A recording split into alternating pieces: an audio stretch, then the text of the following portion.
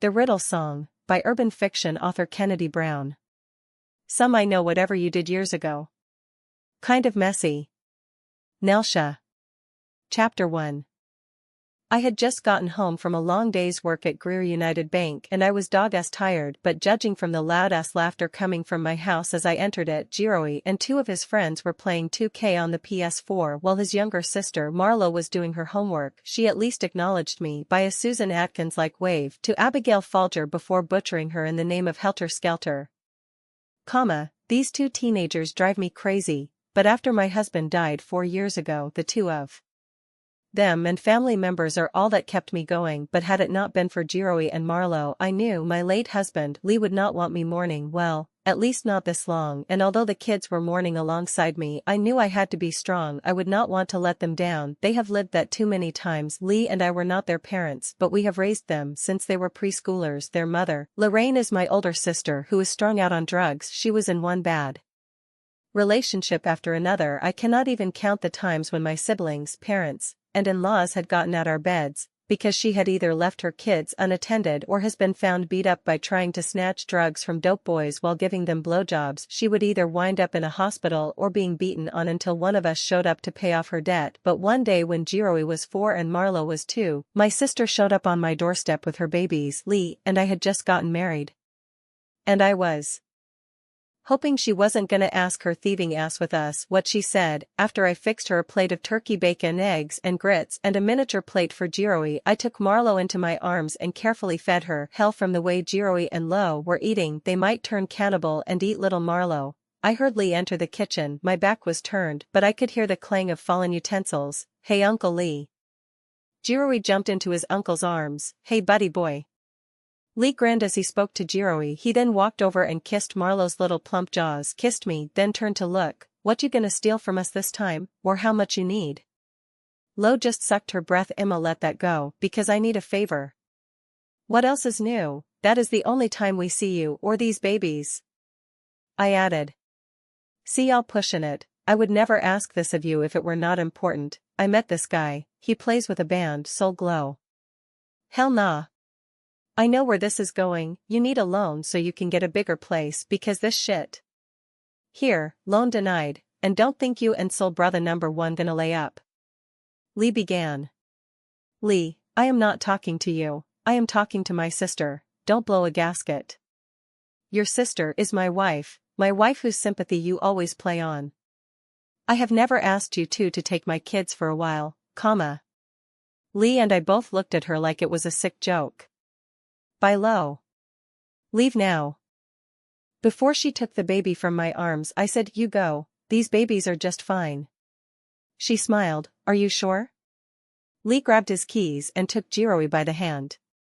Come on, let's go to Target real quick, and when we get back, the two of us men are gonna fix up your new bedroom. You like that? Jiroi's eyes lit up. Okay, gotta wash my hands. Can I get Marlo something too? Lee laughed. You know Tootsie gotta have something if you get something. Then Lee told Jiroi, always think like that, lil man. Uncle is proud of you. Let's go. Turning to me, he said, don't cook. Gonna take my family out to eat. Lo, I can't even listen to what type of man would even ask you to go on the road with him and leave your kids behind. As Lee and Jiroi walked out of the door, I waited for my sister Lorraine, the sister I always admired and looked up to and very much still did, but that day she left her kids with Lee and myself. She never looked back until my husband died of a heart attack at work 7 years later, and when she came for the funeral, she never left. So all these years later, she and her children still live with me, and I don't complain much, because she is still on the go, but at least I know where she is, and although she still has a wild streak, she knows to respect me, my house, and most of all her children. Tia, is what I answered to with Marlo and Jiroi. There is a card for you on the table.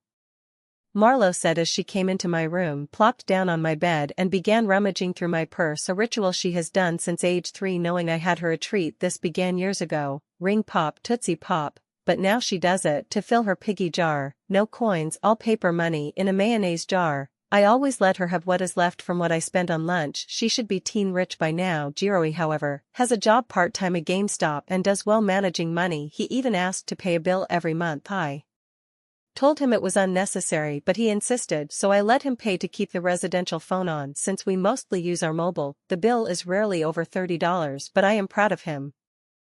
I went into the kitchen and found the letter, or should I say maze of a card. It was obviously meant to be a mass invitation. It was the reunion of my old teen club, Camp Bronze Lilas, Love You Like a Sister. It was a group of teen girls from our old Needmore, a semi-suburban neighborhood in Greer, SC, which is not far from my home in Greentown, also in Greer.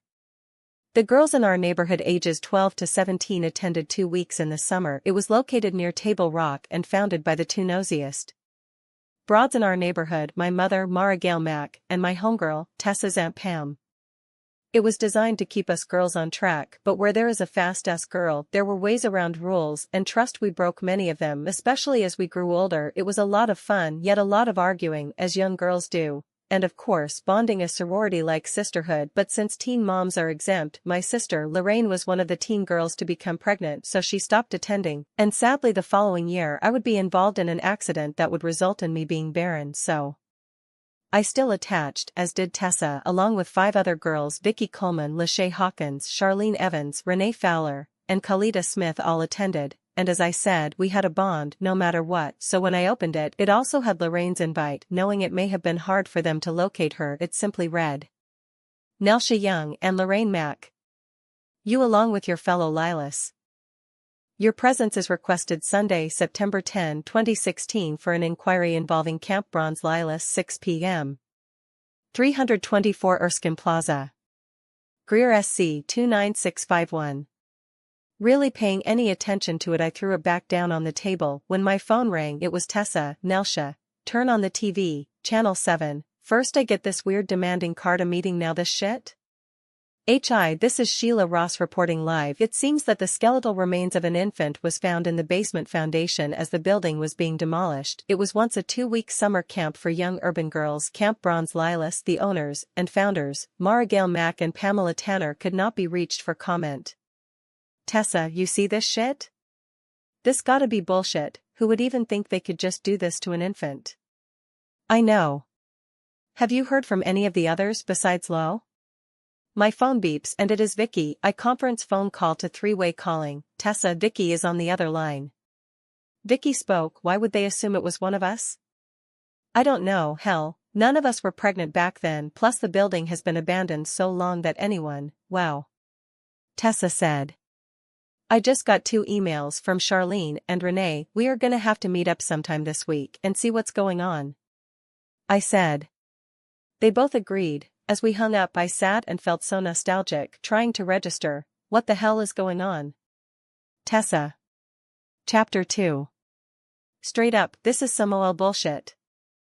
I got off the phone with Nelsha and Vicky. I tried my best to remember back to those days, and nobody looked fat with pregnancy. Khalida was a very thick Anna Nicole Smith type, but when we left camp after 2 weeks, she was still voluptuous. Both Lachey and Charlene were rail thin. Renee was the tomboy and wallflower. I for one wasn't pregnant. As silly as I may come across, I am actually, or in those days I was, but now, married with kids, I still gotta keep it silly, and Nelsha was not pregnant, nor ever could get pregnant due to some series of fortunate events, and although her older sister was a teen mom, once she became pregnant she had to leave the yearly camp program, but she had her baby, so I knew it wasn't her. So I know this is some OLBS. This is some type of cover-up. Had either of us been pregnant, we damn sure couldn't hide it. We were only at camp 2 weeks out of a year, and that should have been proof. Someone would have had to have the shortest trimester, and why were the 8 of us the only ones to get the spotlight? Yeah. We had some loose as advisors, could have been one of them, but it hurts to know someone could do such a horrible act and on an innocent child,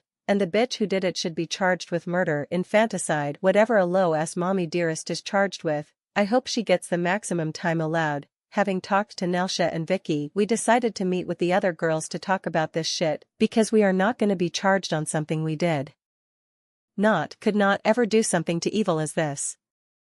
We all have families, yet we didn't have children until we were well beyond any teen camp attendance requirements, and back then any of really dated except for Lachey. She has had the same surety, arrogant, and wannabe boyfriend turned husband since she was 15, and they make a great couple, especially since she shares the same qualities. But the Lachey shit is her husband Scotty Henderson was actually Nelsha's man before he and Lachey got together at Nelsha's expense. I will never forget how this Trick sat and listened to Nelsha cry to us about Scotty being standoffish and being dumb teens. Fate stepped in when Lachey volunteered to talk to Scotty for Nelsha, and since he didn't know Shay and Nelsha were cool like that, she would just act like a temptress to get the info as to why Scotty changed his status to fuck Nelsha. And for 2 weeks Nelsha was happier than she had been. Scotty was responding to her, and all was well, until he started breaking dates with her again, but this time he was open enough to admit there was another chick he was seeing, and he wanted to just leave things open, but he wanted to see where the future was gonna go with the new chick, and he left it at that. But Shay just had to be the glow she had been wearing. Sneaky chick that she was, tried to act as if she was helping. All she was doing, and did help, was herself to take Scotty and his smug ass away from Nelsha. But as it turned out, Nelsha was the fortunate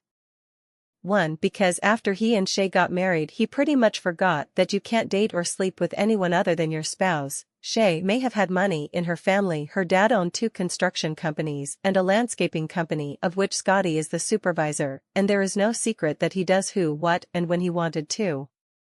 Shay may bounce around town in designer and expensive attire, but her face does not hide the pain that she lives with, in case she doesn't detect this. But yeah, she was the worst kind of uppity and snobbish, or would have been had she actually had anything to be snobbish with.